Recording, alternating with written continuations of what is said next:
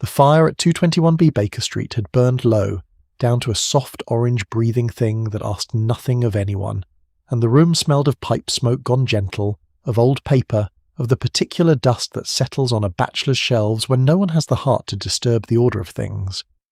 Rain moved against the window in no hurry at all, a fine December rain that blurred the gas lamps of the street into little smears of gold, and somewhere below, a hansom cab's wheels found the wet cobbles and hissed past, unremarkable, forgotten before the sound had even finished. Sherlock Holmes sat with his dressing gown pulled close, one leg drawn up beneath him in the manner of a man who had long ago stopped caring what visitors thought of his posture, and across his knees lay a scatter of papers he'd been sorting. For the better part of an hour without any evident hurry. Watson, in the chair opposite, had given up reading some time ago and was watching the fire instead. In that comfortable silence two old friends can share without feeling the need to fill it. It was Holmes who broke it, and not with words at first. Only a small sound, a kind of quiet hum of interest, the sound a man makes when he notices something out of place in a room he thought he knew perfectly well.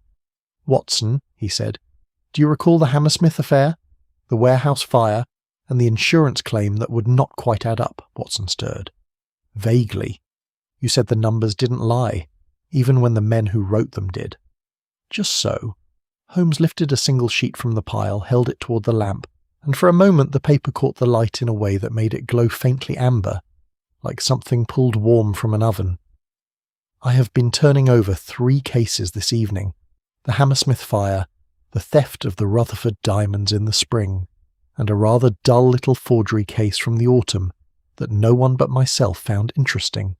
3 cases, 3 sets of criminals, 3 cities of London apart from one another in every way that matters, and yet—" He let the word hang there the way he sometimes did. Not for effect exactly, though Watson had long suspected there was a little effect in it too, a small private theatre Holmes performed for an audience of 1. "And yet," Watson prompted, because that was, after all, his role, and he had come rather to enjoy it. "And yet each of them, when examined closely, very closely, Watson, closer than any official examination troubled to go, carries the same faint signature. Not a fingerprint, not a footstep, something subtler, a pattern in the timing, a pattern in who profits, and how quietly they do it, and how the men who are caught never seem to know the name of the man who sent them." Outside, the rain thickened for a moment, drumming a little harder on the glass, and then eased again, as if it too were listening, and had decided to lower its voice out of politeness. Watson set down his pipe. "You make it sound as though half the crime in London were being run by a single hand." "I begin to suspect," Holmes said,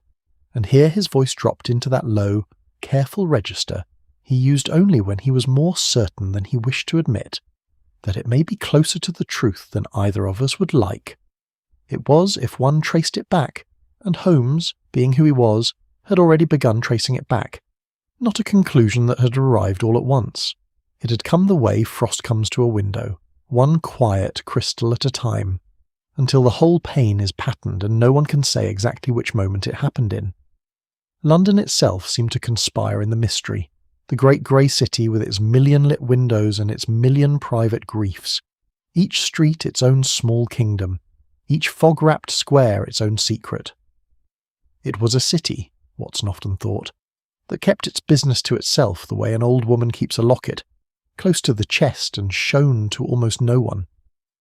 There is a particular kind of comfort in a London winter evening, for those lucky enough to be indoors with a fire and a friend, and Holmes and Watson had that comfort now, even as the subject drifted toward something colder. The gas lamps along Baker Street burned their small, steady flames behind glass, tended each evening by a lamplighter who moved down the road with the unhurried rhythm of a man who has done the same walk 10,000 times and found no reason yet to walk it differently. Below, a vendor's barrow stood, abandoned for the night, its wheels crusted with the day's mud, waiting patiently for morning the way most things in London seem to wait, without complaint, without much hope of anything changing, and yet somehow without despair either. Holmes rose, crossed to the window and looked down at the wet street with his hands clasped behind his back. a habit Watson recognised as the posture of a man thinking in shapes larger than the room could hold. "There was a letter," Holmes said at last, not turning around. "It came 3 days ago. I did not mention it because at the time it seemed only a curiosity." "A letter from whom?" "A man who signs himself only Porlock, an unremarkable name, chosen, I should think, precisely for its unremarkableness. He has written to me twice before, always with something small,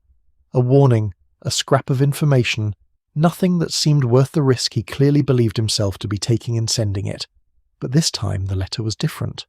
He returned to his chair, drew a folded paper from the pocket of his dressing gown, and held it out. Watson took it and found it to be at first glance nothing at all. A column of numbers, some words, some letters, arranged with no evident logic, the sort of thing a bored clerk might scribble while waiting for a train that refused to arrive. "A cipher," Watson said. "A cipher, and not a subtle one, once you have the key. Porlock does not trust his own cleverness, which is, I confess, rather to his credit. He uses a book cipher. The numbers refer to a page, a line, a word in some agreed text, and given the man's evident want of imagination, I supposed it would be a book within easy reach of an ordinary Englishman's shelf." "And you found it?" There was, in the quiet that followed, something almost playful in Holmes's expression,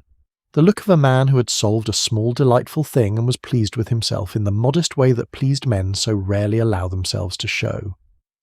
"Whitaker's Almanac," he said. "It took me the better part of an evening and considerably more patience than I usually admit to owning. But once decoded, Watson, the message says this, and I have copied it out precisely, so that you may judge for yourself whether I exaggerate its importance." He drew a second slip of paper from the same pocket and read from it slowly, letting each word land in its own space, the way a man reads something he has already read a dozen times and still finds unsettling. "Danger may," and then a gap, where the code failed him or his nerve failed him, I cannot say which, "may present itself very quickly to," another gap, and then a name he dared not write in full, only the barest suggestion of it, as though the very ink might carry word of its own writing back to whoever it was he feared. The fire popped softly, sending up a small shower of sparks that rose and vanished before they reached the chimney's dark throat, and for a moment neither man spoke. There is something in an unfinished sentence, in a warning that trails off just where the danger ought to be named, that settles into a room more heavily than any shout could. It does not startle, it simply waits there afterward, quiet and patient, the way certain silences do. "You believe this Porlock fears reprisal," Watson said finally. "I believe," said Holmes, folding the paper again with careful fingers, "that Porlock fears a particular man, and I believe, though I have as yet no more than the shape of a shadow to go on, that this same man's hand lies somewhere behind the Hammersmith fire and the Rutherford diamonds, and my dull little forgery from the autumn, and very possibly behind 100 other matters that Scotland Yard has filed away as separate, unconnected, and closed." He set the letter on the small table between them, beside the lamp, where its faint amber light fell across the paper's meaningless-looking rows of numbers, and for a long moment he simply looked at it, the way a man might look at the first few stitches of a tapestry, too large to see the whole of yet. "There is an organising intelligence at work in this city, Watson," he said at last, quietly, almost gently, as if he did not wish to disturb the fire's small warmth with too heavy a thought. "I do not yet know his name. I do not yet know his face, but I begin tonight to know that he exists, and I suspect, though I hope I am wrong, that I shall spend a great deal of time in the coming months learning a great deal more about him than I would ever have chosen to learn, had the choosing been left entirely to me." Outside, the rain had softened again to its earlier gentleness, a fine grey hush over the sleeping city, over the lamplighters making their last rounds, over the barrows and the wet stone steps and the 1,000 ordinary lives going on beneath it, without the smallest notion that somewhere above them, in a warm room lit by a dying fire, a single quiet thread had just been noticed, and had begun very slowly to be pulled. There is a particular street in a quiet corner of London where the noise of the city seems to lose its nerve, thinning out block by block until it arrives only as a distant murmur, like the sea heard from far inland. It was to such a street that Holmes's inquiries led him over the following days, past the terraced houses with their neat black railings and their curtains drawn just so, past a church whose bell struck the hour with the unhurried confidence of a thing that had been striking it for 200 years and saw no reason to rush now. Here, in rooms let to a gentleman of quiet habits and quieter reputation, lived a man whose name Holmes had, by patient and roundabout means, at last coaxed free from the shadow Porlock's letter had cast. Professor James Moriarty. A name that meant, to nearly everyone who might chance to hear it, almost nothing at all, and that Holmes was beginning to understand was very nearly the point. He was a man of considerable and quite genuine distinction. This much any inquiry confirmed within the first hour. At the extraordinarily young age of 21, he had written a treatise upon the binomial theorem that had, for a brief season, enjoyed something of a European vogue among mathematicians. A small flurry of admiring letters from continental universities, an offer or two of a chair, the sort of early flowering that makes old professors sigh and young ones grow quietly jealous. From there he'd gone on to a mathematical chair at one of the smaller provincial universities, a position that carried with it a modest income, a modest house, and, one imagines, a modest and entirely respectable future, stretching out ahead of him like a straight, well-lit road with no particular surprises in it. And yet he had left that chair. The official reasons, when Holmes finally traced them down through an old and rather gossiping don who remembered the affair, were vague in the particular way that university reasons so often are. Whispers of dark rumours, nothing ever proven, nothing ever quite said aloud, only a general sense among his former colleagues that it had been thought better, on the whole, for the professor to pursue his interests elsewhere. What those interests were, precisely, no one at the university could say with any confidence. But he had left, and London had received him, and London, vast, indifferent, endlessly forgiving of a man who kept his coat buttoned and his voice low, had asked him no further questions. Now he lived, as Holmes discovered on a grey afternoon when the sky over London hung low and soft as a blanket someone had forgotten to fold away, in a set of rooms that from the street gave away nothing whatsoever. The front was unremarkable brick. The door was the same dull green as every third door on the row, and a visitor passing by would have had no more reason to pause before it than before any other. That, Holmes thought, as he stood across the street with his collar up against a thin wind, was itself a kind of genius, the genius of a man who understood that the safest place to hide a great deal was behind the appearance of very little. He had arranged, through a small and not entirely legal favour from a locksmith, who owed him a debt of gratitude older than either of them cared to mention, a brief and entirely unofficial look inside those rooms one afternoon, while their occupant lectured across town. For the professor still gave the occasional private lecture, still moved in certain academic circles, still wore the appearance of respectability as comfortably as another man wears an old coat. The rooms themselves told a story their owner had, no doubt, taken great care to prevent anyone from reading. They were sparse in the way that suggested not poverty but discipline. A desk cleared of everything but a single blotter, and a neat stack of papers squared precisely to its edges. Bookshelf whose volumes stood so exactly in order of height that Holmes felt, for one curious moment, as though he were looking at a row of soldiers rather than books. There was little of the clutter that marks a life lived comfortably, little of the small, warm disorder Watson left trailing through their own rooms at Baker Street. No forgotten teacup, no half-finished letter, no jacket flung over a chair back in the ordinary carelessness of an ordinary evening. Everything here had been placed, and everything placed had been placed for a reason, even if that reason revealed itself to no one but the man who had done the placing. And then, above the mantel, hanging in the particular pride of place a man reserves only for the thing he values most, there was the painting. It was a small canvas, unassuming at first glance to anyone who did not know what they were looking at. A young girl in a soft grey dress, a lamb held gently in the crook of one arm, her face turned toward the viewer with an expression of such tender, unguarded innocence that it seemed almost indecent to find it hanging in a room otherwise so carefully stripped of feeling. The brushwork was soft, the light in it warm and diffuse, the kind of painting that seemed to hold its own small private weather inside the frame, a permanent gentle afternoon that no London fog could ever quite reach. Holmes knew art well enough, in the particular and useful way a detective knows most things, not as a connoisseur exactly, but as a man who has trained himself never to look at anything without first asking what it costs, who made it, and why it is where it is. He recognized the hand almost at once. Jean-Baptiste Greuze, La jeune fille à l'agneau, The Girl with the Lamb, a work he had last heard spoken of with some excitement at an auction the previous year, where it had gone under the hammer for a sum that made even the seasoned dealers in the room draw a soft, appreciative breath. £4,000. He stood before it for a long moment in the grey afternoon light that fell thin through the window, and he found himself doing the sort of small, quiet arithmetic that had, over many years, become as natural to him as breathing. A professor's salary, even a good one, even one supplemented by the occasional private lecture, the occasional consulting fee for some minor mathematical puzzle brought to him by a grateful industrialist, did not stretch to £4,000. It did not stretch, in any honest accounting Holmes could construct, to a tenth of that sum, not in a single year, not in several. And yet here the painting hung, in a rented set of rooms on an unremarkable street, watched over by no one, guarded by nothing more than an ordinary lock that Holmes himself had just proven perfectly capable of defeating.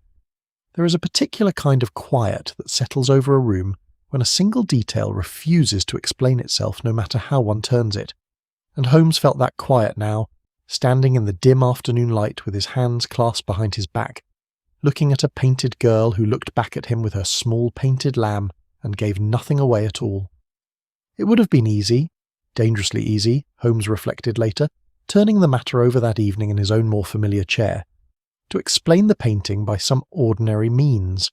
an inheritance perhaps, from some forgotten aunt with better taste than fortune, a gift from a grateful patron, a lucky win at some card table Holmes had not yet traced.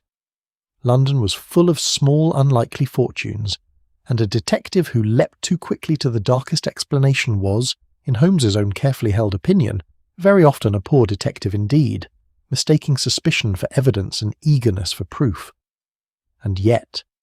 it was not the painting alone.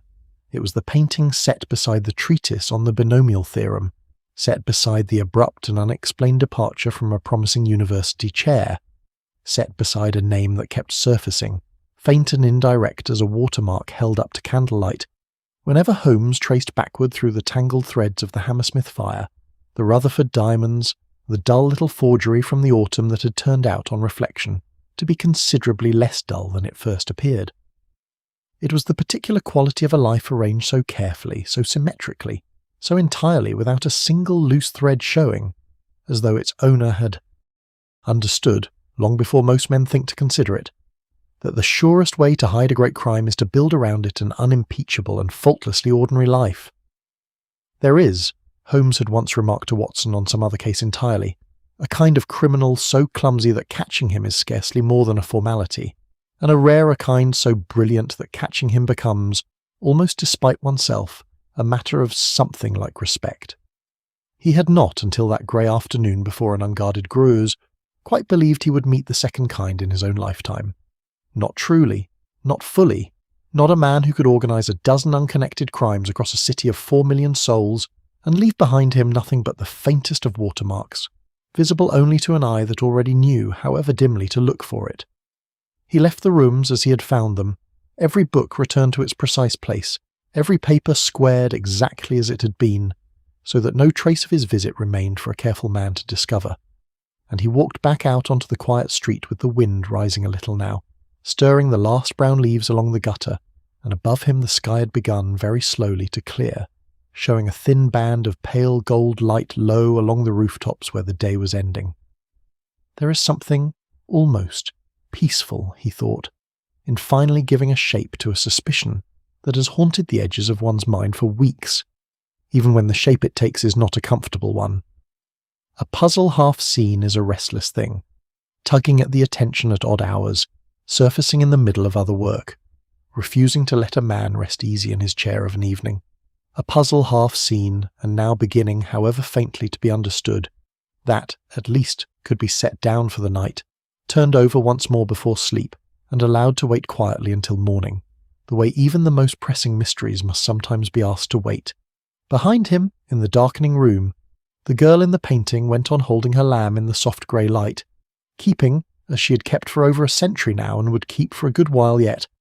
whatever secrets her owner had entrusted unknowingly to her keeping, patient, unhurried, and entirely undisturbed by the quiet, careful footsteps that had come and gone that afternoon, leaving behind them nothing at all but a single new thread pulled gently loose in a very much larger web. Winter settled properly over London in the weeks that followed, the kind of winter that arrives not with drama but with a slow, patient certainty, deepening a little each morning until one day the frost simply does not lift by noon, and the whole city seems to accept it with a shrug and go about its business regardless.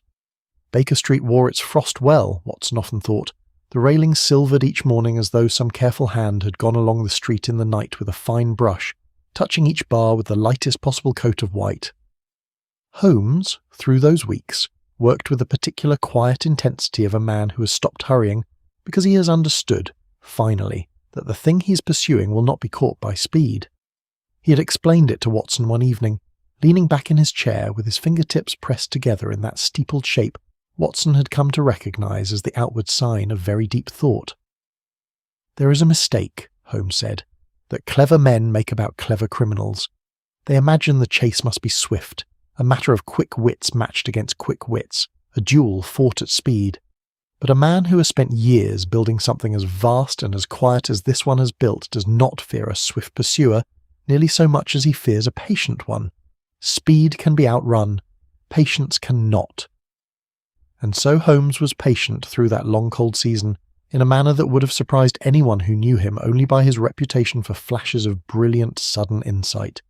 He moved through the case the way a man moves through a house in the dark that he has walked 1,000 times before, slowly, with his hands out, trusting his memory of the furniture more than his eyes. He began, in those weeks, to understand the shape of the thing he was pursuing, though the shape remained frustratingly abstract, a geometry rather than a face.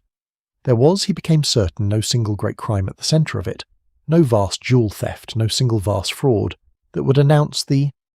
organisation's presence the way a fire announces itself with smoke. Instead, there was something far quieter, and in its way, far more remarkable, a kind of vast distributed intelligence, spread thin across the city, touching 100 small enterprises so lightly that no single one of them, examined alone, would ever seem to point toward a larger hand.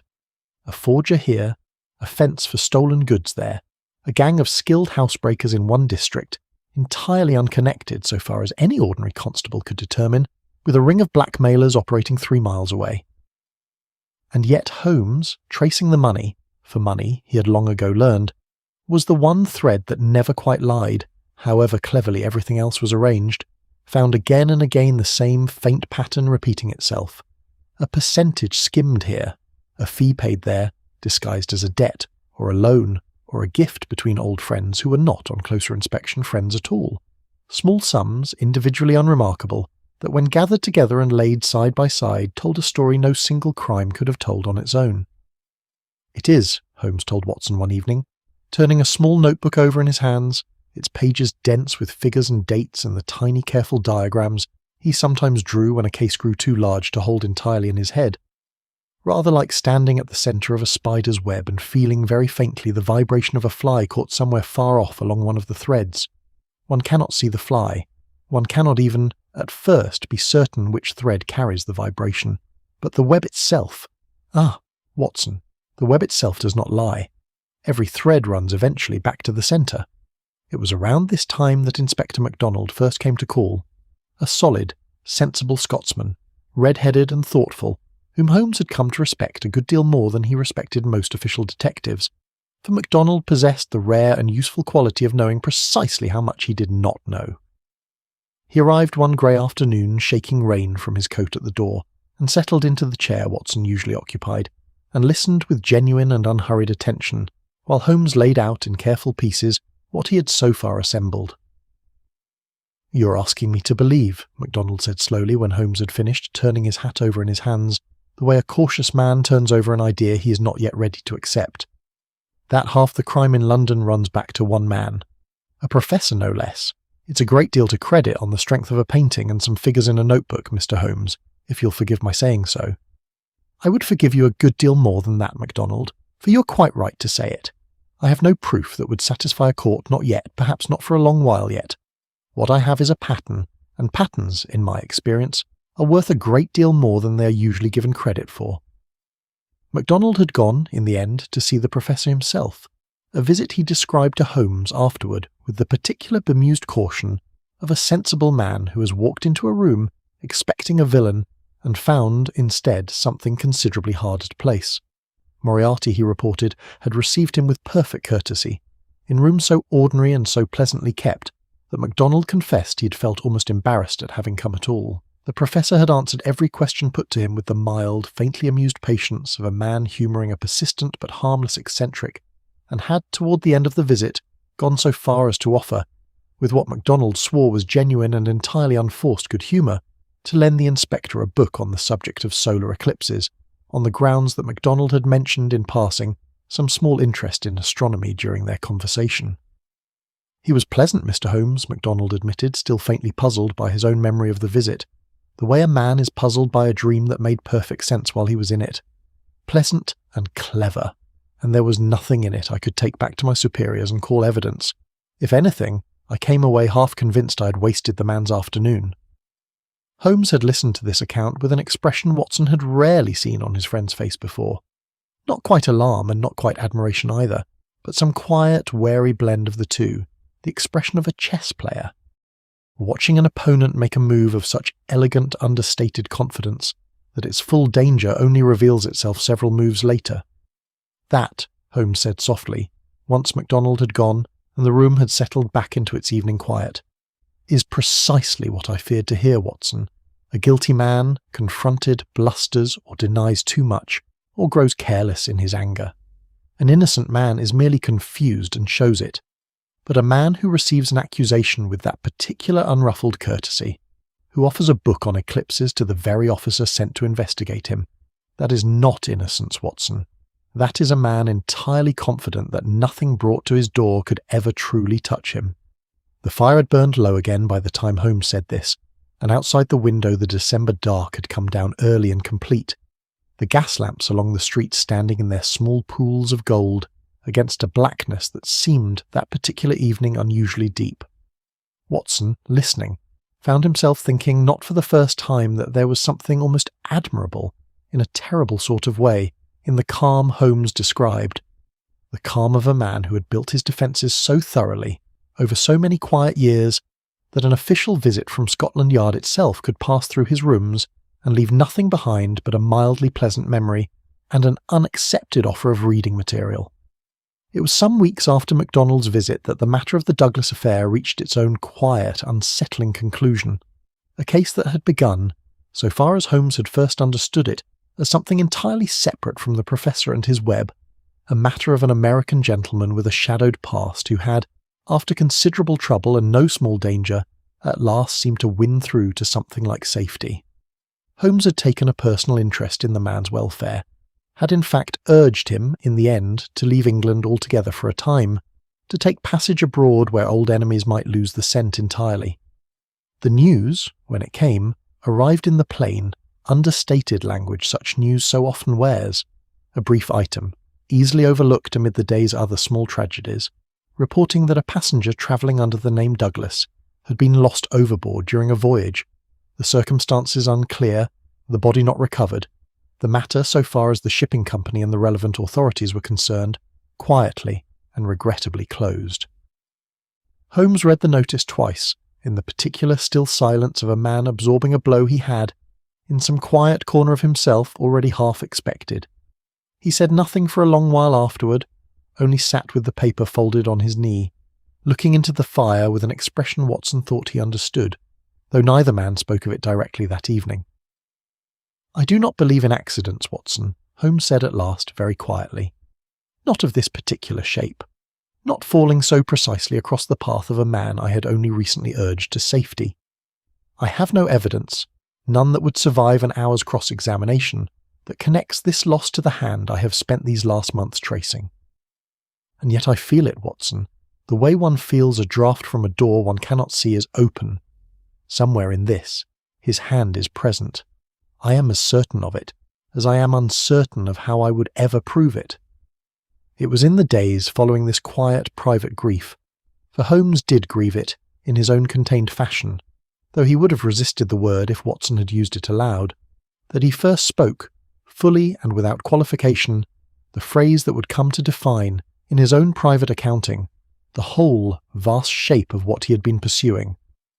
"He is the Napoleon of crime, Watson," he said, standing at the window with his back to the room, watching the frost-silvered street below where a solitary lamplighter moved with his long pole from one lamp to the next, small circles of gold blooming behind him one by one against the dark. The organizer of half that is evil, and of nearly all that is undetected in this great city. He sits motionless, like a spider in the centre of its web, but that web has 1,000 radiations, and he knows well every quiver of each of them. He does little himself. He only plans. But his agents are numerous and splendidly organised.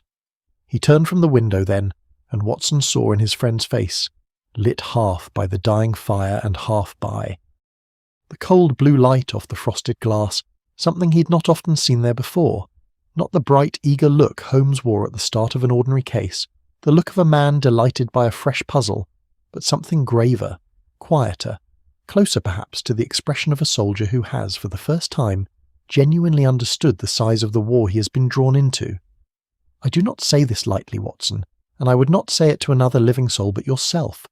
I have met in these years 100 clever criminals and outwitted them all, and taken a certain honest pleasure in the doing of it, for the game was fair even when the stakes were not.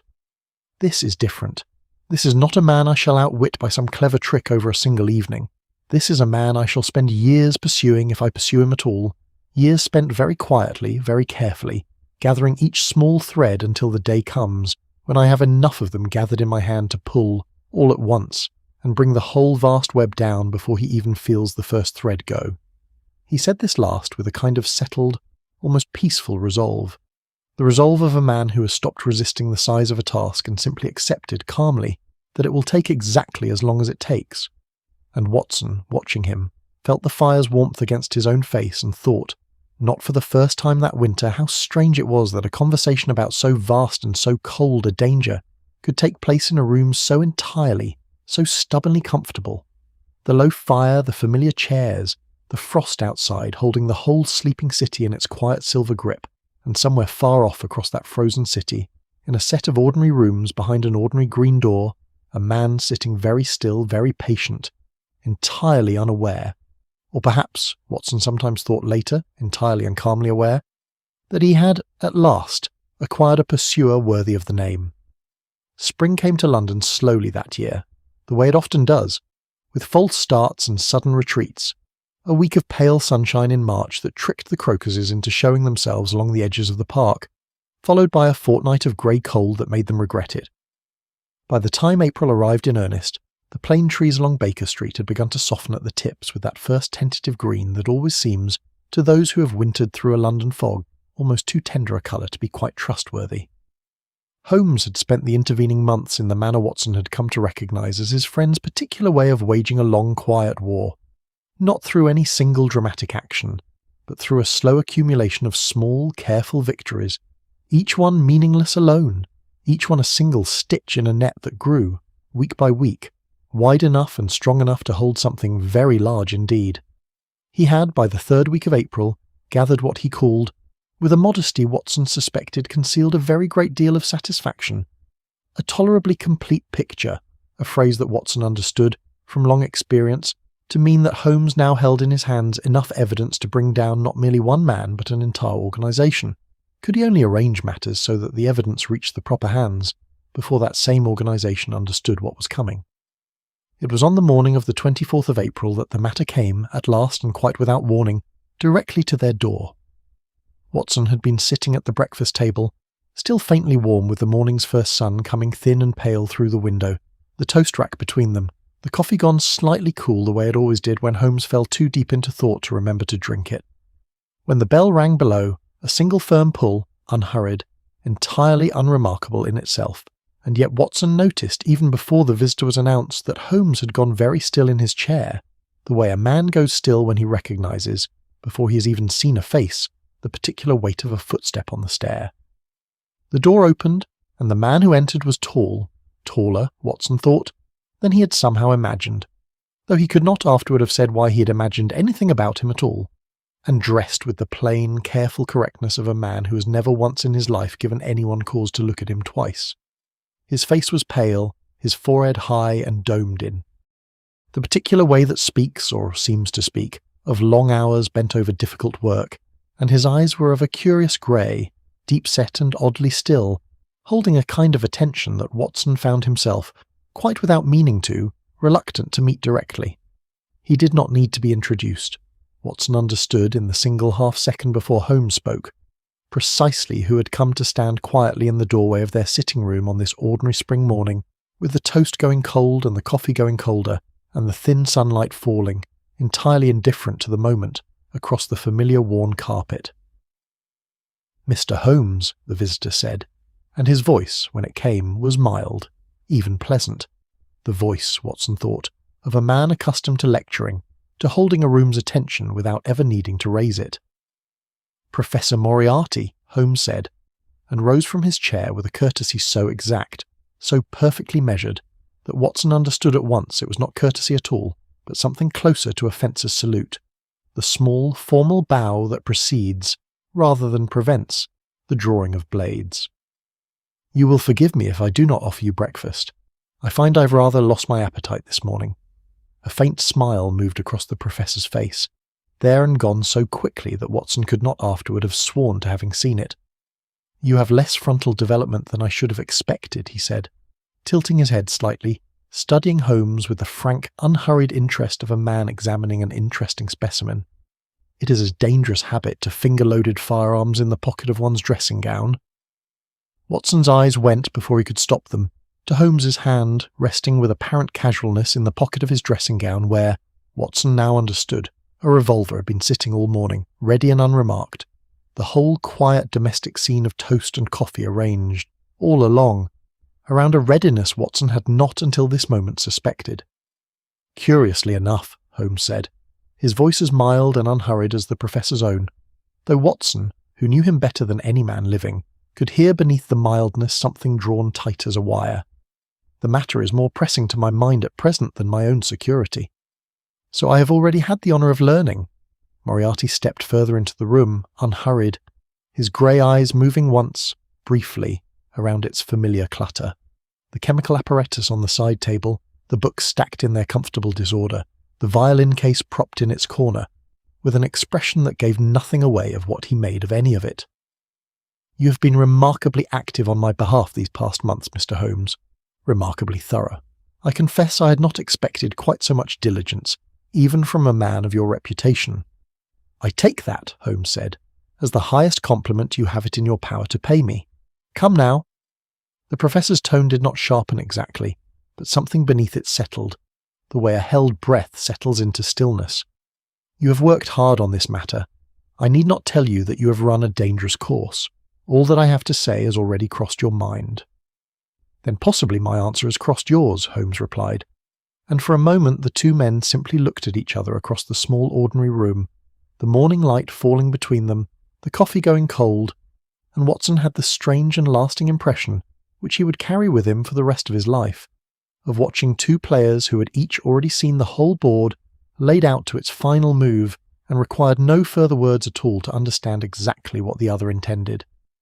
"You stand in the way," Moriarty said at last quietly, without any heat in it whatsoever, which somehow made the words land more heavily than any shout could have, "not merely of one man's plans, but of a very great deal that has taken a very great deal of patient work to build. I will not pretend to you that this is a small thing you have set yourself against, nor will I insult you by pretending you have not understood that already. I had rather gathered as much," said Holmes. "Then you will understand me equally well when I tell you that it must stop. Whatever satisfaction the chase affords you, and I do not doubt it affords you a very genuine satisfaction, Mr. Holmes, for I have made some study of your methods, and I believe I understand something of the mind that employs them, that satisfaction must, from this morning forward, be set aside." "The pleasure of your company," Holmes said, "very nearly compensates for the inconvenience of the request, but I fear the answer must be no." Something moved, very briefly, across the professor's still grey eyes. Not anger exactly, Watson thought, but something colder and more final than anger. The expression of a man revising without any particular distress, a calculation that had simply produced a different answer than he had hoped for. "It's a pity," Moriarty said, drawing on his gloves with slow, precise movements.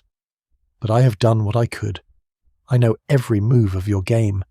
You can do nothing before Monday. It has been a duel between you and me, Mr. Holmes. You hope to place me in the dock. I tell you that I will never stand in the dock. You hope to beat me. I tell you that you will never beat me. If you are clever enough to bring destruction upon me, rest assured that I shall do as much to you. You have paid me several compliments, Mr. Holmes," he went on, moving toward the door with the same unhurried step with which he had entered. "Let me pay you one in return when I say that if I were assured of the former eventuality, I would, in the interest of the public, cheerfully accept the latter." He paused at the door and turned back, and for one final moment the pale spring light caught his face fully, and Watson, watching, thought he had never in his life seen an expression quite so entirely without malice, and quite so entirely without mercy occupying the same features at once. "Good morning, Mr. Holmes," the professor said. "Good morning, Professor," Holmes replied, and did not move from where he stood until the sound of the front door closing below had faded entirely into the ordinary morning sounds of the street. A cart's wheels, a boy calling the day's papers, a blackbird singing somewhere among the new green leaves of the plane trees, all of it continuing precisely as it had continued every ordinary morning of Watson's life, as though nothing whatsoever had just occurred within these familiar walls. Watson found, when he finally trusted his voice, that it came out rather more unsteady than he would have liked. "Holmes, what on earth—" "He has shown his hand," Holmes said, crossing to the window and looking down at the street with an expression Watson could not quite read. Not fear exactly, though there was something in it that acknowledged fear's presence in the room without submitting to it. "Which means, my dear Watson, that the game has entered its final and most dangerous phase. A man like that does not visit an enemy's rooms on a whim, nor does he threaten what he cannot deliver. I should think we may expect some further demonstration of his sincerity before the day is out." The demonstration, when it came, arrived within the hour, and arrived so quietly, so nearly invisibly, that Watson understood afterward how very easily it might have succeeded. Holmes had gone out on some brief errand to Oxford Street, and as he crossed at the corner of Bentinck Street, a two-horse van had come round the corner at a speed entirely unsuited to the narrow street, bearing down upon the exact spot where Holmes stood with a suddenness that left him barely a single second in which to fling himself back onto the pavement, the van's wheels passing so close that he felt afterward, he told Watson quietly that evening, the wind of its passing against his coat. He had said nothing of it at the time, had walked on as though nothing whatsoever had occurred, though Watson noticed, when his friend returned home an hour later, a certain careful attention in the way Holmes crossed to the window and studied the street below before drawing the curtain fully closed. The second attempt came that same afternoon, as Holmes walked along Vere Street beneath a row of old buildings undergoing some minor repair, and a brick dislodged, or so it would have appeared to any casual witness, from the scaffolding above, fell and shattered on the pavement not a yard from where he had been walking a moment before, close enough that a fragment of broken stone caught his sleeve as he stepped instinctively aside. He had gone at once to examine the scaffolding above, though by the time he reached it there was, of course, no one to be found, only the ordinary tools of workmen left in their ordinary disorder, and a foreman who swore with every appearance of honest bewilderment that no one ought to have been up there at that hour at all. The third came as the evening drew down, on his way back from a brief visit to Watson's own rooms, for Watson had, by then, moved to his own establishment some streets away, and Holmes had gone to consult him on some final small detail of the case they had assembled, when a rough-looking man had come at him suddenly from a doorway with a bludgeon raised, an attack that Holmes, forewarned now by the day's two earlier incidents, was able to meet with enough readiness to knock the weapon aside and land a blow of his own, sufficient to send the fellow running before a passing constable, drawn by the brief scuffle, arrived to find only Holmes standing alone beneath a gas lamp, straightening his coat with an expression of controlled and thoughtful calm. He told Watson of all three incidents that same evening, recounting them with the same unhurried, almost clinical precision with which he might have described a chemistry experiment, though Watson, listening, felt his own hands go cold with a fear his friend seemed entirely unwilling to share. 3 attempts in a single day, Watson, Holmes said, standing once more at the window, the curtain drawn now fully back so that he could watch the darkening street below. Each one arranged with a haste that speaks, I think, of some urgency on his part rather than mine. He had hoped, I believe, to have this matter settled before the evidence I have gathered could reach the proper hands. That it did not settle the matter tells me something rather important, that his organisation, for all its careful construction, has already begun, in these last desperate hours, to fray at the edges. Holmes, you cannot simply remain here as though nothing— I have no intention of remaining anywhere long enough for a 4th attempt to succeed where 3 have failed, Holmes said, and there was, beneath the calm of it, something Watson recognised as genuine and carefully controlled urgency.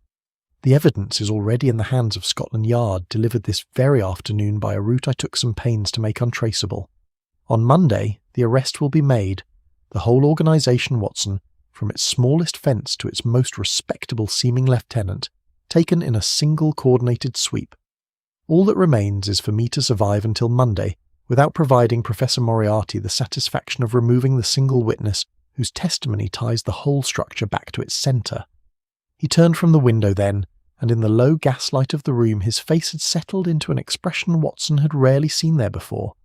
Not triumph exactly, though there was some quiet satisfaction in it, but something graver too, the look of a man who understands that he has, in these last hours, become something more dangerous to his enemy than he had ever been in all the long patient months of gathering evidence, and understands equally well what a cornered and brilliant man is capable of when there is, at last, nothing left for him to lose.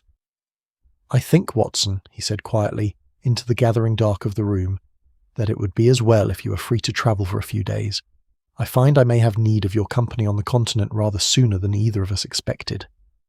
Outside, the last light had gone entirely from the sky above Baker Street, and the gas lamps burned their small steady flames the length of the street, and somewhere beyond the reach of that gentle light, in rooms Watson would never see, and streets he would never walk,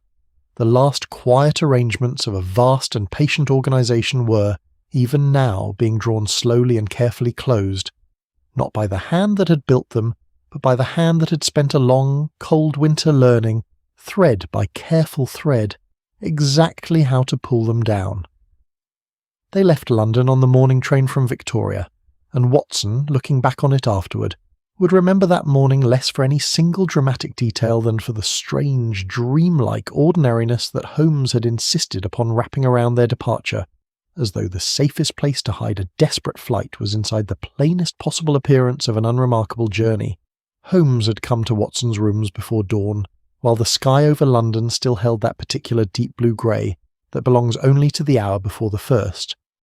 Birds begin, and had laid out in a low careful voice the shape of the plan he had spent the night constructing. They would travel separately to the station, by different routes, and Watson was to reserve 2 first-class carriages, leaving the middle one empty between them. A small precaution, Holmes explained, against a compartment shared with a stranger who might not, in fact, be quite so much a stranger as he appeared. Watson had dressed in the cold grey light, and walked to Victoria through streets still nearly empty,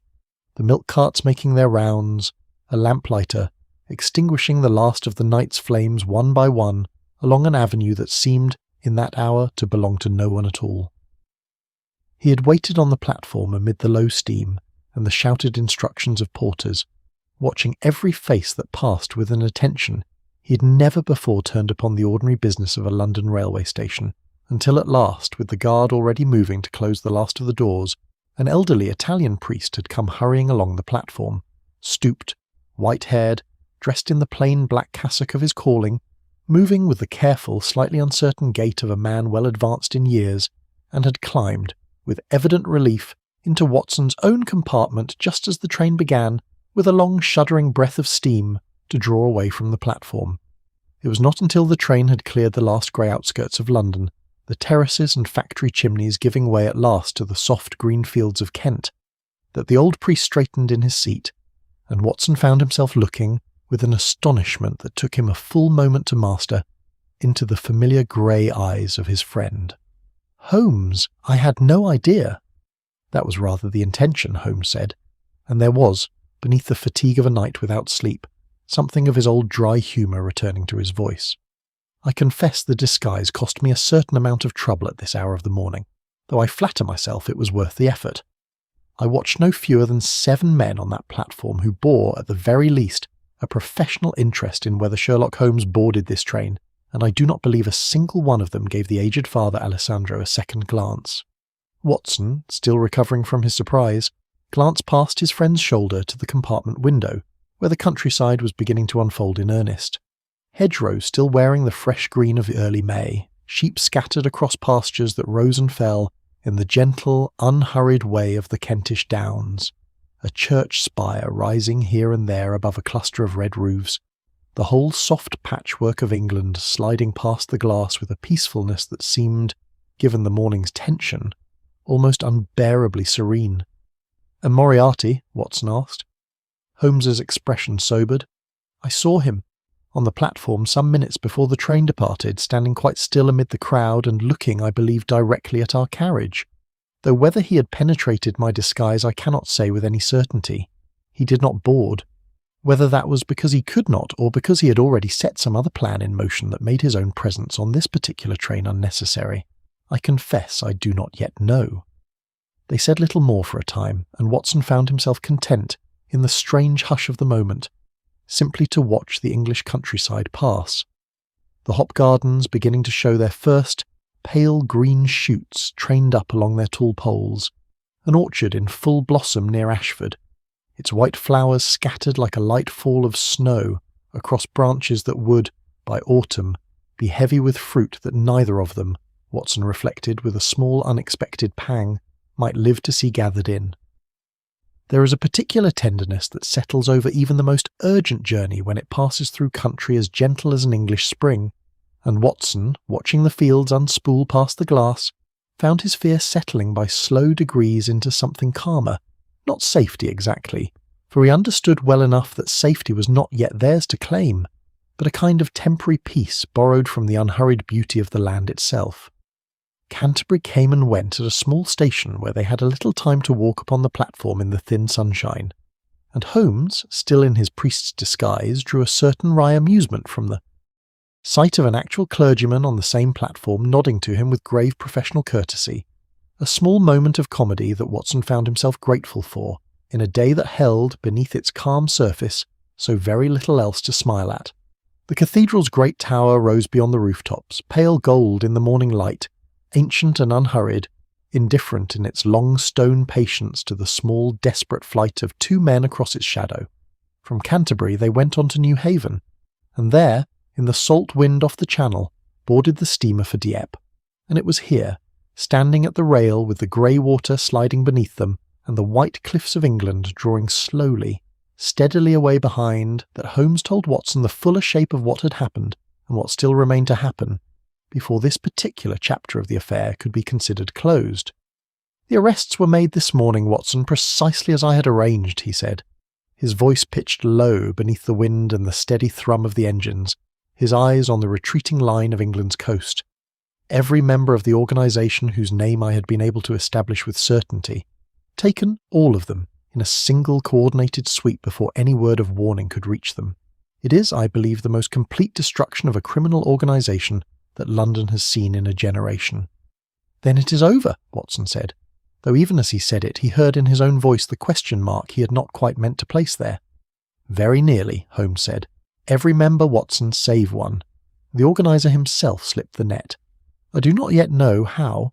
whether some small warning reached him after all, or whether he simply possessed, as I have long suspected he did, some private instinct for danger that operates below the reach of ordinary caution. But he was not among those taken this morning, and a man who has lost everything he spent a lifetime building, and who knows precisely whose hand took it from him, is, I think you will agree, Watson, rather more dangerous to that hand's owner than he was even yesterday." The Channel crossing passed in a grey, salt-scented blur, the gulls wheeling and crying above the ship's wake, the water taking on, as the afternoon wore toward evening, the deep restless colour of pewter under a sky that could not quite decide whether to clear or close in further. Watson found something almost hypnotic in the ship's steady roll, the rhythmic hiss of water along the hull, and for a time neither man spoke at all, simply standing together at the rail in the salt wind, watching France resolve itself slowly out of the grey distance ahead. A low dark line at first, then a scatter of rooftops, then at last the harbour of Dieppe opening to receive them, its fishing boats rocking gently at anchor, their nets hung to dry in long draped curtains that caught what little colour remained in the fading light. They spent the first night in a small, unremarkable hotel near the harbour, in rooms Holmes had chosen with evident care for their obscurity, and Watson slept, to his own faint surprise, more soundly than he had expected. The sea air, perhaps, or simple exhaustion, or the particular deep peace that sometimes follows a day of fear successfully survived. He woke before dawn to find Holmes already at the window, still in his shirt-sleeves, watching the harbour where the fishing boats were beginning to stir with the first grey light, their lanterns still burning small and steady against a sky not yet decided between night and morning. "You did not sleep," Watson said, though it was less a question than an observation. "I slept a little, enough, I think, to serve." Holmes did not turn from the window. "I have been thinking, Watson, about the nature of the man who pursues us now. He is not, and I say this, I hope, without either false modesty or false pride, an ordinary enemy. An ordinary man, having lost what he lost yesterday, would flee, would seek to preserve what remained of his own liberty above all else. I do not believe our professor is thinking, this morning, primarily of his own liberty at all." They travelled on that day by train toward Brussels, and here again the country unrolled past the compartment window in a long, unhurried procession of small, quiet beauties, the flat green fields of northern France giving way, as they crossed into Belgium, to a landscape still gentler, still more. Orderly, dotted with windmills that turned with slow patience against a sky washed pale and clean after a night's rain. Canals running straight and silver between rows of poplar trees just coming into their full, early summer leaf. Watson, watching it pass, found himself thinking that there was something almost cruel in how beautiful the ordinary world continued to be, quite indifferent to the particular danger that pursued the two men watching it from behind a compartment window. The cattle grazing placidly in wet green meadows, a farmer's wife hanging washing on a line strung between two apple trees, a child waving at the passing train with the pure, uncomplicated delight children reserve for anything large and loud and briefly glimpsed. They stayed 2 days in Brussels, in rooms overlooking a quiet square where an old church bell struck the hours, with a soft, resonant patience. Watson found unexpectedly soothing, and it was there, on the second evening, that Holmes at last received the telegram he had, Watson understood, been quietly dreading since the moment they left England. He read it standing by the window in the last grey light of evening, and Watson watched his friend's face change as he read. Not to alarm exactly, for Holmes's control over his own features rarely permitted so much, but to something graver, some quiet settling of a fear that had, until this moment, remained only a possibility. "The gang has been rounded up," Holmes said at last, folding the telegram with careful, deliberate movements. "Every member taken save one. Moriarty himself has escaped the net entirely and, this is the material point, Watson, has left London. There is reason to believe he has crossed to the continent in pursuit, I do not doubt, of the one witness whose testimony still stands between himself and the ruin of everything he has spent his life building." Watson felt the quiet peace of the last 2 days drain away at once, replaced by something colder. Then he is here, in Belgium, perhaps even in this city. Perhaps. Holmes moved from the window, and there was in his manner now a new, contained urgency, though his voice remained as calm as ever. "I do not think we ought to remain in any single place long enough to test the question. We shall go on tomorrow, further east, and further again after that, and we shall take care, Watson, to leave behind us at every stage a trail difficult enough to follow, that even a mind as patient as his own may find itself for once a step or two behind rather than ahead." They went on the following morning to Strasbourg, the countryside changing again as they travelled, the flat plains giving way at last to the first low rise of hills, vineyards climbing the slopes in neat green terraces, half-timbered villages clustered around church spires that grew, mile by mile, more distinctly Germanic in their architecture, until at last the great cathedral of Strasbourg itself rose ahead of them, its single vast spire catching the afternoon sun in a way that made Watson, despite everything, catch his breath at the sight of it. Pink-grey stone rising impossibly high and impossibly delicate against a sky gone suddenly brilliantly blue after days of grey. It was in Strasbourg, in a small cafe near the cathedral where they had stopped for coffee in the mild spring afternoon, watching the ordinary bustle of a market day unfold around them, housewives with their baskets, a boy leading a small flock of geese with a long switch, the cathedral bells striking the hour in a deep bronze tone that seemed to settle into the very stones of the square, that the second telegram arrived, forwarded from Brussels, and this one Holmes read in a silence that lasted longer than the first, his face, when he finally looked up from the paper, graver than Watson had yet seen it on this whole strange journey. "He is not merely following Watson," Holmes said quietly, folding the telegram and setting it down beside his untouched coffee. "He has, it seems, taken a special train, engaged the whole of it himself, at what I imagine must have been very considerable expense, in order to overtake the ordinary service by some hours. He is, at this moment, according to this, very possibly no more than a day behind us, and closing that distance with every hour that we sit here drinking coffee in the sun." Watson looked around at the peaceful square, the market stalls, the geese, the great cathedral rising, serene and untroubled above it all, and found it almost impossible in that gentle golden afternoon light to credit that somewhere behind them, drawing steadily nearer along the same iron rails that had carried them this far, a man who had lost everything was travelling alone through the same soft spring countryside, with a single fixed purpose that no beauty of hedgerow or blossom or bell tower would turn aside. "Then we must go on," he said. "We must go on," Holmes agreed, and rose from the little cafe table, leaving his coffee to go cold in the sun. "And I think, Watson, that from this point forward we had best go on rather more quickly than we have troubled ourselves to go until now."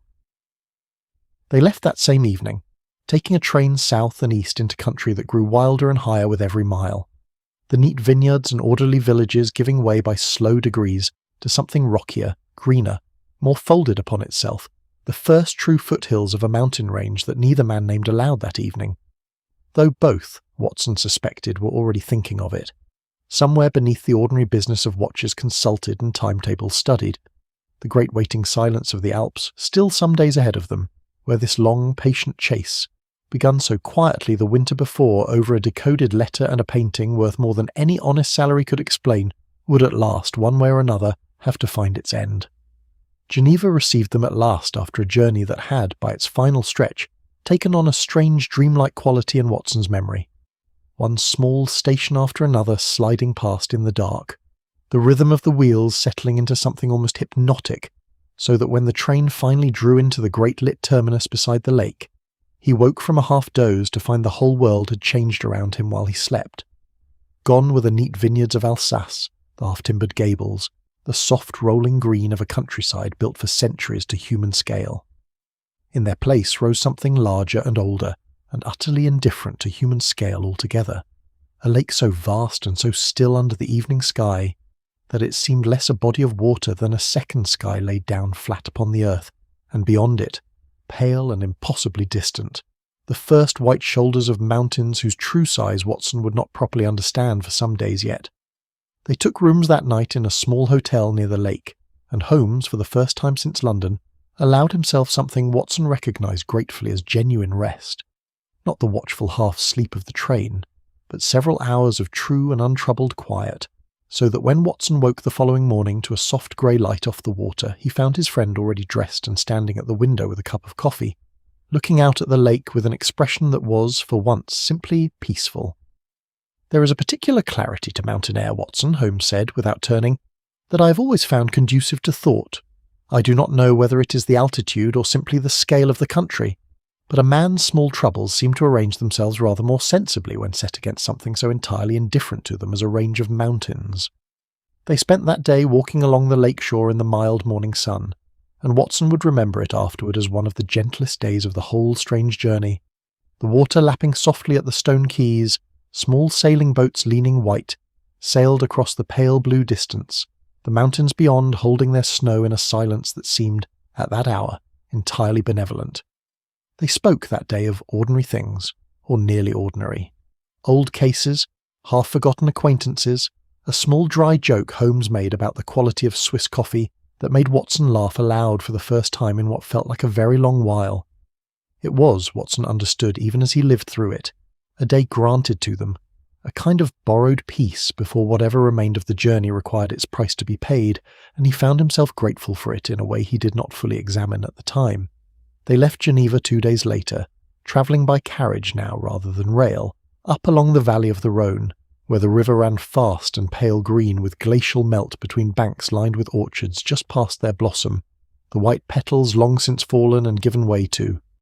Small, hard fruit no bigger than a thumbnail, and beyond the orchards the valley walls rose steadily, mile by mile, into something grander and starker. Bare rock faces streaked with the last of the winter's snow in long white fingers, reaching down into ravines still deep in shadow even at midday. Waterfalls appearing suddenly around a bend in the road, falling in long silver threads from heights so great that the sound of them reached the traveller's ears some moments before the sight, a soft, continuous roar that seemed to rise up out of the mountain itself. It was somewhere along this road, in the late afternoon light with the valley walls closing in steadily on either side, that Watson first noticed the change in his friend's manner, a certain new alertness, quiet but unmistakable, that had not been present in the peaceful morning by the lake. Holmes had taken, without remark, to studying each traveller they passed with a careful, unhurried attention, and to choosing their resting places for the night with a deliberation that went, Watson understood, well beyond ordinary comfort. "He's behind us still," Watson said, on the second evening of that road, as they sat over a plain supper in a small inn whose windows looked out on a darkening valley already lost to shadow, though the peaks above still held a last rose-gold light. "I believe so," Holmes said. "I do not know how far behind, precisely, but I have had these last 2 days the particular sensation a man develops after enough years in my profession, the sensation of being watched by eyes I cannot quite locate, though I have looked for them with some care. It may be nothing, it may equally be everything. I have found, Watson, that it is generally wisest to act as though it is everything, and be pleasantly surprised should it prove otherwise." They went on the following day, over the high pass that the local guide called the Gemmi, and here the country left behind whatever gentleness had lingered in the valley below, and became something else entirely. A landscape Watson had no easy words for, having never in his life stood in country so vast and so bare. The path winding along the face of a cliff with a drop on one side that fell away into a distance the eye could not properly measure, and above, on the other side, bare grey rock rising into a sky gone thin and pale and startlingly close, as though the whole ordinary business of the sky had drawn nearer to the earth up here than it troubled to do anywhere else. There was snow still lying in the hollows and shaded folds of the rock, even though it was well into May, and the air had a clean, cold, mineral quality that Watson found he had to breathe rather deliberately, as though his lungs required some instruction in a new and thinner language. They came down by evening into Interlaken, a small pleasant town set in a green valley between 2 great lakes, with the mountains standing sentinel on every side and rising above the nearer peaks in the clear evening light, a single vast white summit that the innkeeper told them, with the particular local pride such matters seem always to inspire, was the Jungfrau, the maiden, her snow catching the last of the sun in a pure rose gold that Watson thought, watching it fade slowly into blue and then into the deep clear dark of a mountain night, was among the most beautiful things he had ever in his life been given to see. It was here, in the days that followed, that Holmes seemed, for the first time on the whole journey, to relax the careful watchfulness he had maintained since Strasbourg. Not entirely, for Watson understood by now that his friend was never entirely without that particular alertness, but enough that they were able to spend several days walking the gentle green paths above the town, among meadows thick with wildflowers Watson could not name, the sound of cowbells drifting up from the valley below in a soft irregular music that seemed, in its unhurried way, to have been arranging itself for centuries into precisely the shape best suited to soothe a tired mind. Their guide during these days was a young Swiss lad named Peter Steiler, the son of the innkeeper where they had taken rooms, a cheerful, capable boy who knew every path and viewpoint in the country round about, and who spoke of the district's one great natural wonder,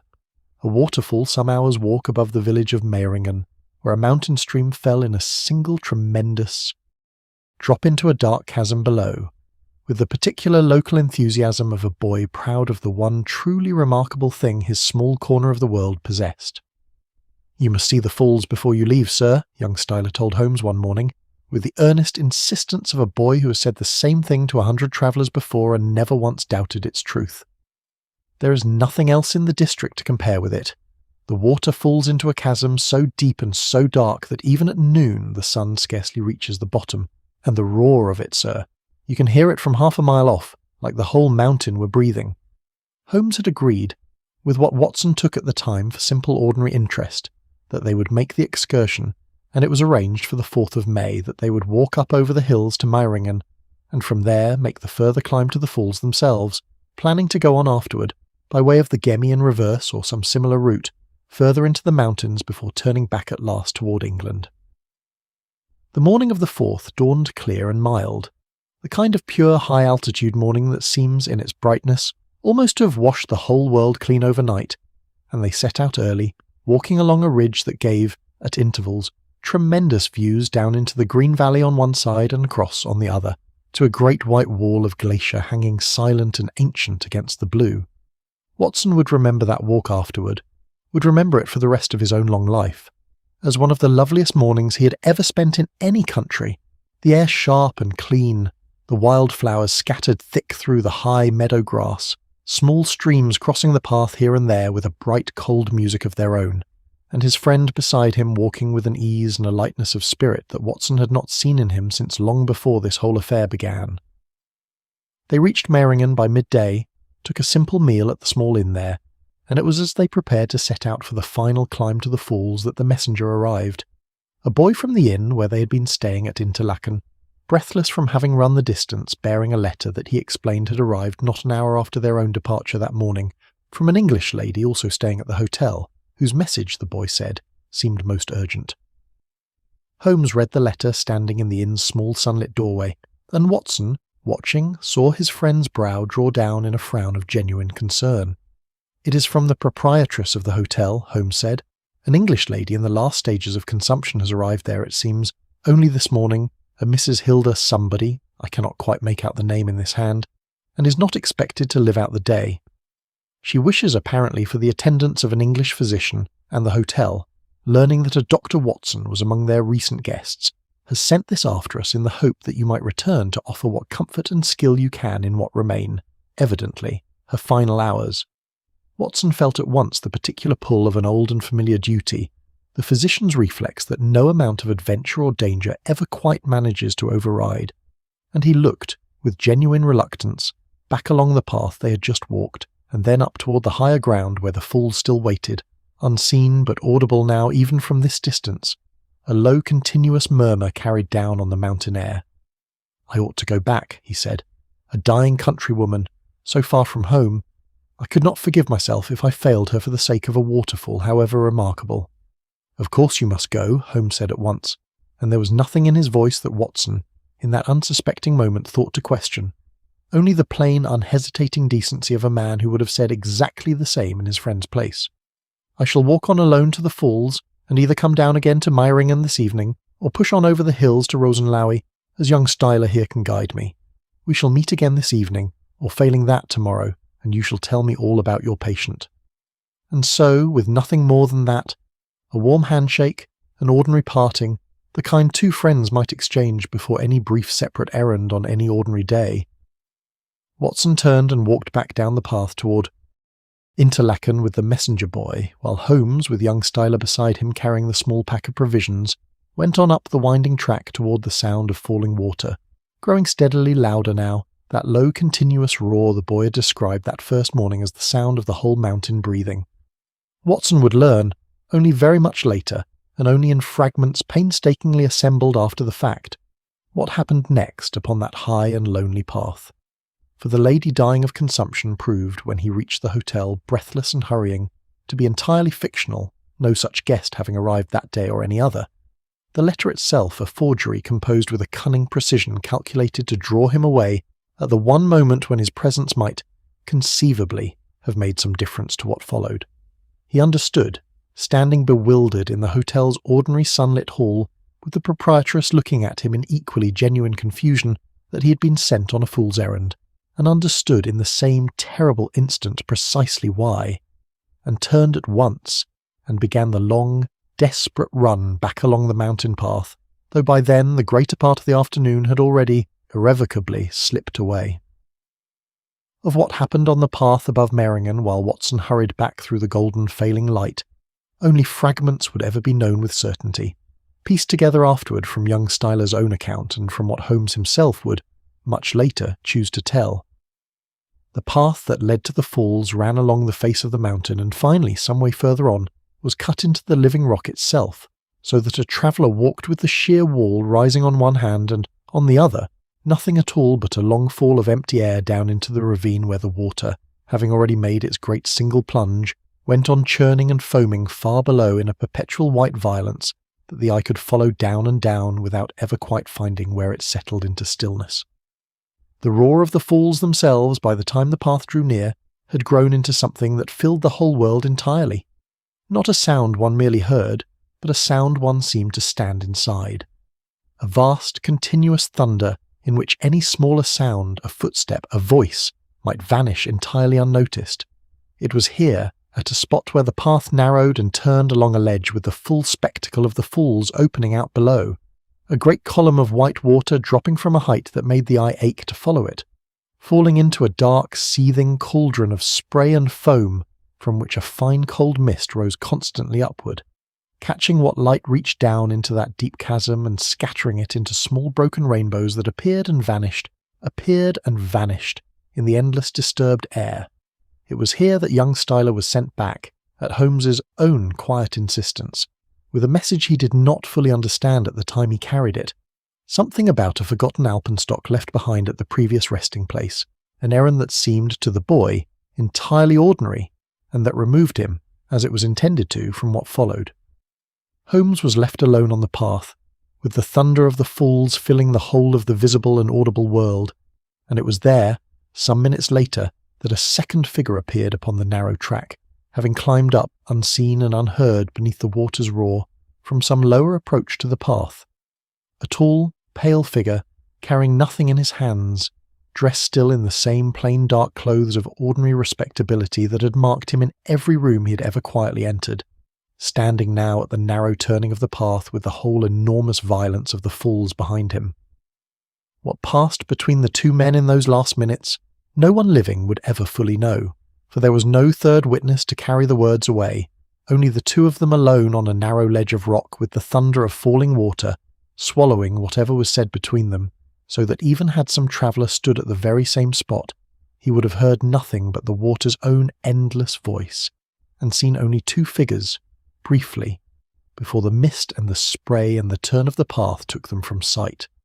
The mist rose and thickened around that last turning of the path as the afternoon light began to fail, and the roar of the water seemed, in those final minutes, to gather itself into something almost like a single vast held breath. And when at last the mist thinned again over the empty ledge, there was only the path, and the stone, and the endless falling water going on exactly as it had always gone on, giving up nothing at all of what had passed there. Later, very much later, when this part of the story could finally, safely be told in full, Holmes would say only this, that there had been, in that last exchange, no anger in it, not on either side, only a kind of terrible mutual understanding between two men who had, each in his own way, given the whole of himself to this single long contest, and who understood now, standing together at its very edge, that only one of them could walk back down from this place, and that neither of them, in the end, was entirely willing to be the one who did not try. What is known with certainty is only what was found afterward, by Watson himself, arriving breathless, and half an hour too late along a path already going grey with the failing light. He found, laid with careful deliberation across a smooth stone at the path's edge, his friend's alpenstock propped upright as a marker might be propped, and beneath it, weighted down against the mountain wind by his friend's own silver cigarette case, a letter written in Holmes's own familiar precise hand, addressed to Watson, and beside the stone on the soft ground where the path's edge gave way at last to open air, two sets of footprints leading onward toward the very brink, and, where those two sets of prints ended, at the last narrow ledge above the churning water, no returning footprints at all, only the long empty drop, and far below, the ceaseless white violence of the falls going on, exactly as it had gone on for 10,000 years before this particular afternoon, and would go on, entirely unmoved, for 10,000 years after it. Watson stood a long while at that spot as the light failed further around him, the roar of the water filling his ears until it seemed to fill everything else besides, until grief and thought and even memory itself seemed to dissolve, for a time, into that single, vast, unceasing sound. And then, at last, with hands that did not entirely obey him, he bent and lifted the letter from beneath its stone and broke the seal and began, in the last grey light of that terrible evening, to read. It was, when he had finished it, and read it again, and folded it at last with the particular careful gentleness one reserves for the last words of someone dearly loved, a letter that spoke of the arrangements Holmes had already made to ensure the destruction of the whole vast criminal organisation was complete and irreversible, of certain papers left in careful order for the authorities, of a quiet and settled confidence that his own life, weighed fairly against the safety it purchased for so many others he would never meet, was not, in the final accounting, too great a price to have paid. And it closed, in words Watson would carry with him, entirely unaltered, through every year that followed, with his friend's calm and steady affection, offered plainly and without any drama at all, as though the two of them sat still in their old familiar chairs before the fire at Baker Street, and this were only some ordinary evening's parting rather than the last. The mountain wind moved gently along the path as the light failed entirely into dusk, stirring the high grass at the path's edge, and far below, unseen now in the deepening dark, the water went on falling and falling and falling, exactly as it had always fallen, patient and indifferent and entirely beautiful, keeping, as it would keep for as long as the mountain itself endured, whatever final truth of that last quiet conversation, it alone, of everything living or unliving on that whole vast mountainside, had been near enough to hear. 3 years is a long time to carry a grief that has nowhere proper to rest, and Watson had learned, in the slow, careful way one learns to live around any deep and permanent absence, to build his days so that the shape of his loss did not press too heavily against any single hour. He had gone back to his practice, had married again in that time, and lost his wife to illness in a sorrow that seemed in its way, only to deepen the older one it settled beside had grown a little greyer, a little quieter, had kept through it all a small locked drawer in his desk where a single, folded letter lay beneath a worn silver watch, and had told himself, on the mornings when the old grief rose up unexpectedly and caught him unprepared, that this was simply what remained of a friendship too large and too strange ever to be properly finished, even by the plainest fact of death. London itself had gone on, as London always does, entirely indifferent to any single sorrow, however large it loomed in one man's private accounting. The gas lamp still burned each evening along Baker Street, though Watson rarely walked that particular street now if he could help it. The old rooms let at last to a stranger, the brass plate that had once borne his friend's name removed, and the doorway made ordinary again, as doorways so quickly become once whatever had made them remarkable has gone from behind them. It was on an ordinary spring evening then, mild, with a light rain that had passed through at noon and left the pavements holding a faint clean shine beneath the gas lamps,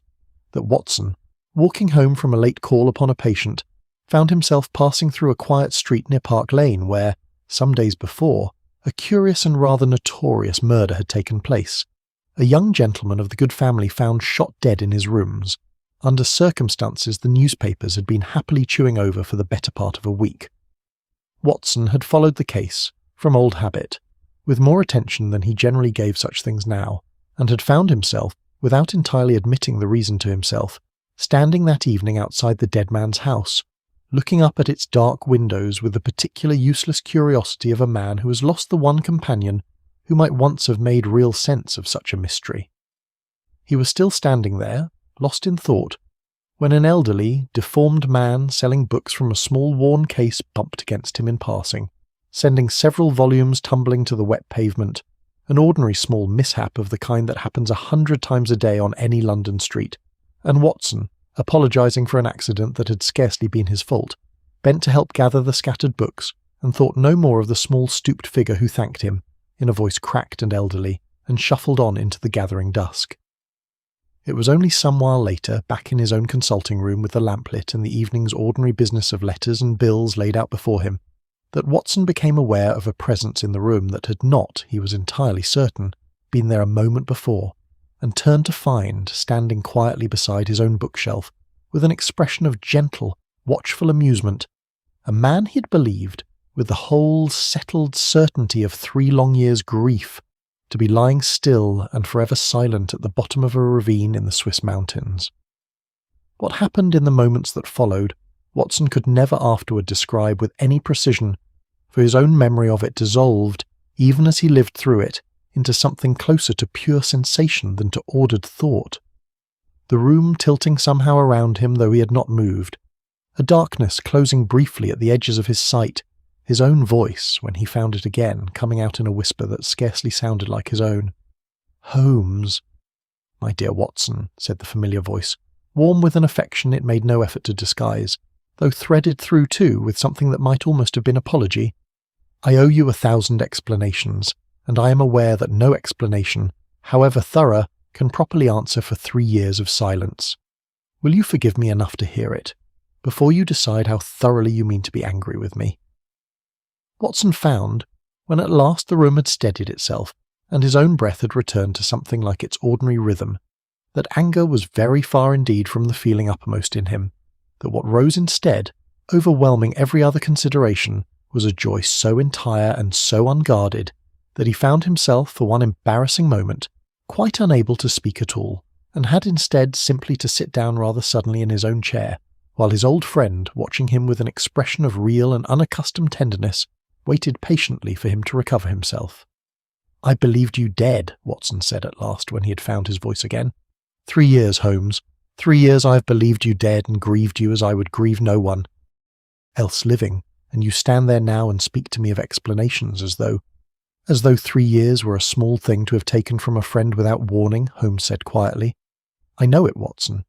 I have known it every single day of those 3 years, and it has been, I think, the one genuine regret I carry from this whole long affair. Not the danger, which I chose freely and would choose again, but the particular unkindness of having let you believe, all this time, a grief that need not have been quite so absolute." He drew a chair close and sat and told it slowly, in the low, careful voice Watson remembered so well from 100 quiet evenings before the fire at Baker Street, and Watson listened, in the lamplit stillness of his own consulting room, to an account of that last afternoon above Reichenbach that filled in, at last, the terrible silence that had stood where the truth ought to have been. He had come alone, Holmes said, exactly as I had hoped he might, once young Steeler had been sent safely back down the path on his invented errand. And I will tell you now, Watson, what I have never told another living soul, that I went to that meeting believing it entirely possible, perhaps even probable, that only one of us would leave that ledge alive, and that I had made my peace, in the days leading up to it, with the strong likelihood that it would not be myself. He carried no weapon, Holmes went on, his eyes fixed now on some point beyond the lamplight, seeing again, Watson understood, a scene 3 years gone, and never once, in all that time, fully set down. I understood in that last exchange that he had come only to finish the matter between us, in whatever way the moment allowed. It was some small knowledge of the Japanese method of wrestling, Baritsu they call it, a system I had made some study of some years before, more from curiosity than from any expectation I should ever have real need of it. That served me in the end better than either of us had quite expected. He paused there, and Watson, watching his friend's face in the lamplight, saw something pass across it that he had never before seen Holmes permit himself to show. Not triumph, not even relief, but something closer to a grief of his own, private and complicated, for the man who had, after all, been the only opponent Holmes had ever met who matched him entirely. "He went over alone," Holmes said quietly. "I heard him call out once above the water in something that struck me even in that terrible instant as very nearly astonishment, as though some final calculation he had trusted absolutely had, at the very last moment, refused to balance.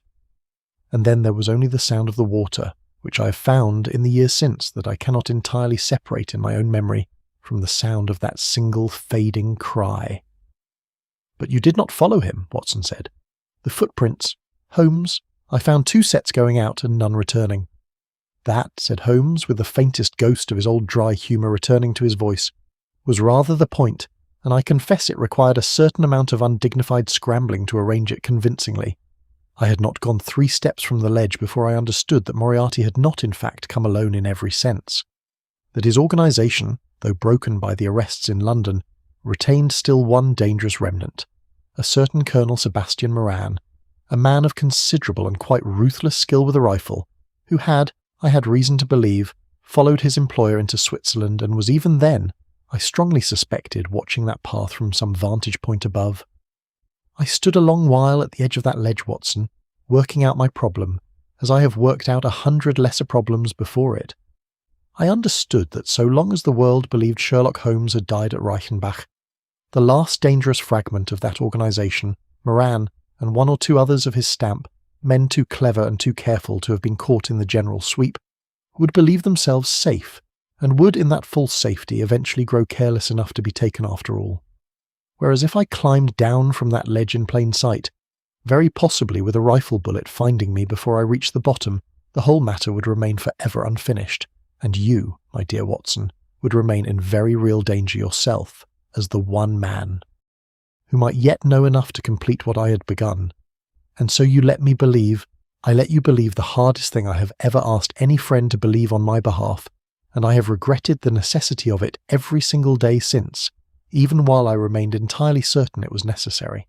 I climbed instead along a narrow ledge below the path, out of the Colonel's line of sight, using a certain small skill in rock climbing I had cultivated, quite unglamorously, some years before purely as a private recreation, and made my way down by a route I do not entirely recommend to any man not already convinced his life depends upon it. I watched, from a place of concealment some distance below, as Moran himself came to the ledge above, sent no doubt to confirm what he could of the outcome, and hurled down after me,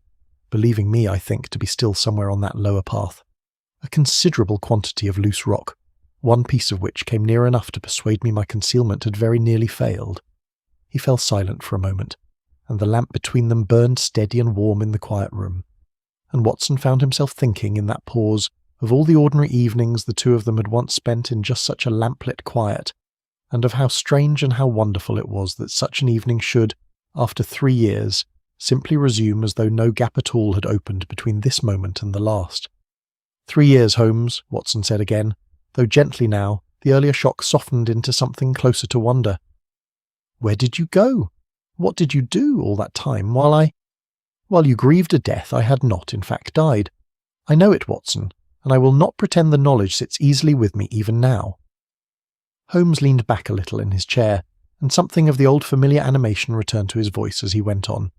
I travelled, for the better part of those 3 years, under various names and various disguises, through countries I had long wished to see and never found the leisure for, 2 years in Tibet of all places, where I passed some while under the name of a Norwegian explorer, and spent some profitable time in the company of the head lama of Lhasa, who found my particular methods of observation rather more congenial than I had any right to expect. I passed through Persia, looked in at Mecca, and paid a short but interesting visit to the Caliphate at Khartoum, the results of which I communicated in due course to the Foreign Office, who found them, I believe, of some small use. And I spent some months toward the end of it, in the south of France, engaged in research of a chemical nature that had long interested me, and that the ordinary business of criminal investigation had never previously left me leisure enough to pursue properly. And all that time you knew Moran remained. I knew Moran remained, and I knew he remained dangerous, and I knew further that he would not rest easily so long as any possibility lingered that I had somehow survived what he had been sent to confirm. It was only when I judged the moment right,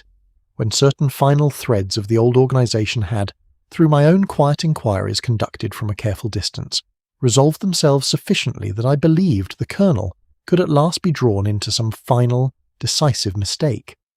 that I judged it safe to return to London at all, and even then I moved with very considerable caution, as you may imagine, given that Moran has remained, all this while, entirely convinced of my death, and I had every reason to wish him to remain so for just a little longer. It was, Watson learned in the days that followed, days that passed in a strange, joyful blur, the ordinary business of his practice conducted almost absently, while the far more urgent business of a restored friendship occupied every quiet hour he could spare for it. This very caution that had brought Holmes back to London streets at all, for the murder near Park Lane that Watson had been idly puzzling over on the evening of his friend's return was, Holmes explained, no ordinary crime at all, but the last and most dangerous move of Colonel Moran himself, made with a weapon of his own particular design and skill, against a young man who had, in some small way, threatened to expose the Colonel's own continued and entirely illegal enterprises. Holmes had returned to London, in fact, expressly to draw the Colonel out into one final trap, and it was in the setting of that trap, in the now empty rooms of 221B itself, standing dark and unoccupied since Holmes's presumed death, watched over faithfully all this while by the landlady, who had never quite believed her lodger entirely gone, that the story found at last its proper and complete conclusion. Watson stood with Holmes that night in the darkened front room of their old lodgings, a bust of Holmes himself.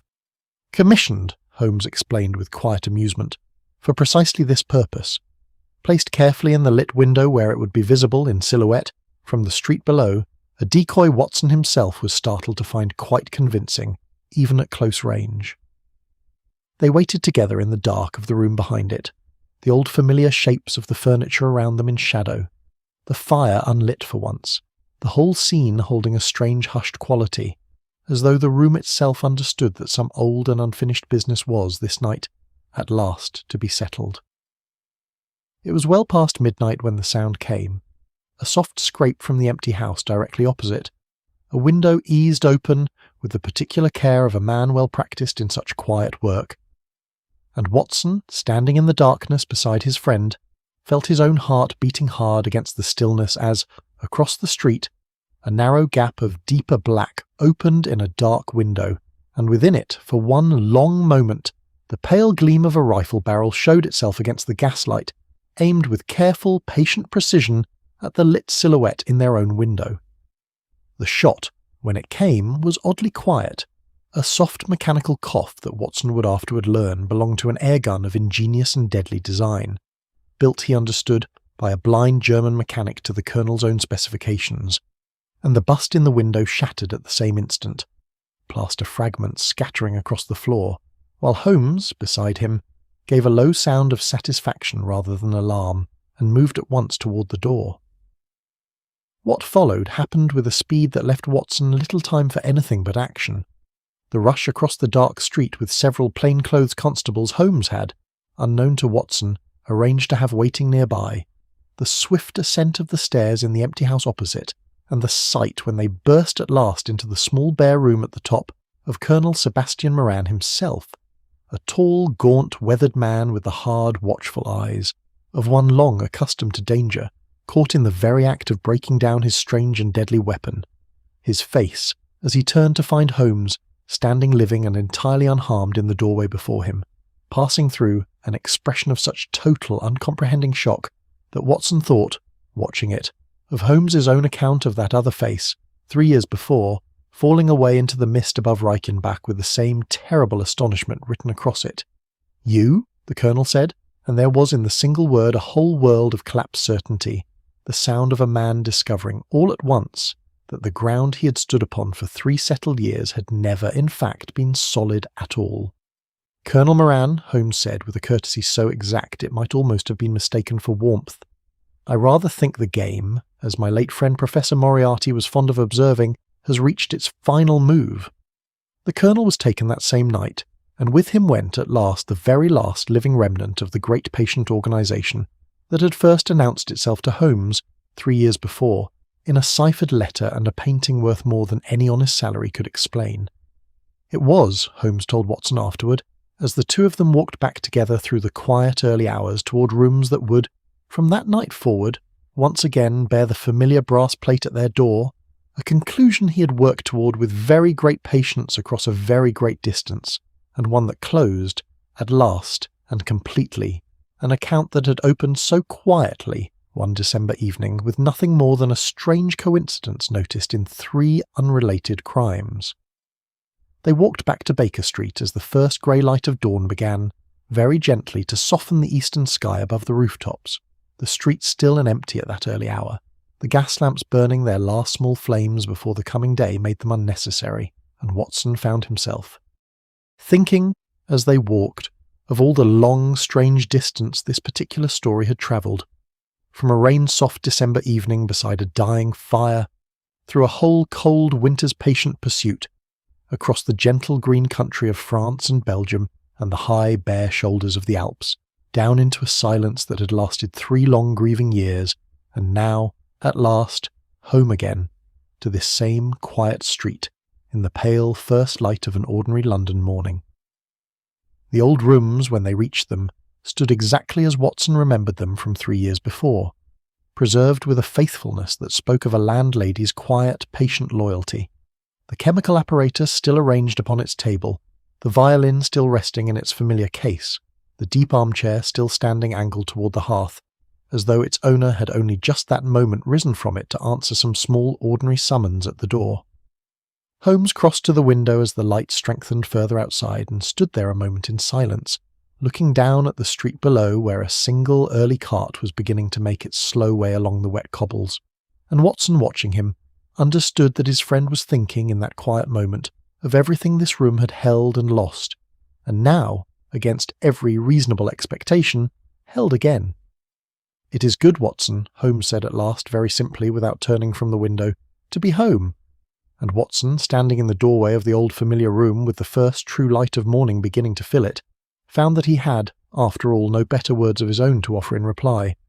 only the deep, quiet, wordless gratitude of a man who had believed a particular door closed forever and had lived to find it, after all, standing open before him once again, warm and lamplit and entirely impossibly unchanged, exactly as he had left it, exactly as he had never quite stopped hoping, in some small unextinguished corner of his heart, that he might some day find it still.